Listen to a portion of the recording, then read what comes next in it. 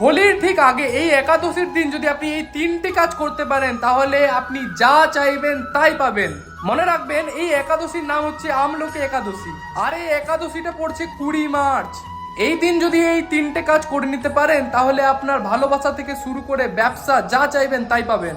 তবে তার আগে নেক্সট চেম্বারে যারা বুকিং করে আসবেন তাদের জন্য থাকবে একটা রত্ন উপহার, সম্পূর্ণ বিনামূল্যে। হ্যাঁ, তবে বুকিংটি অবশ্যই কনফার্ম করে আসতে হবে।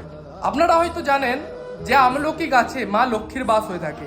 এই একাদশীর দিন আপনি একটা আমলকি গাছ রোপণ করবেন, এরপর এক বাটি আমলা নারায়ণের কাছে দেবেন ভোগ হিসাবে। এরপর এই আমলাগুলোর মধ্যে একটা আমলা আপনাকে রাখতে হবে এবং বাকি আমলাগুলো আপনাকে দান করে দিতে হবে। এরপর একটা লাল সুতো নিয়ে আসবেন, তারপর যে কোনো একটা আমলা গাছে গিয়ে সেই সুতোটিকে বেঁধে দিয়ে আপনার মনের ইচ্ছা বলতে হবে। দেখবেন যা মনে চাইবেন সেটা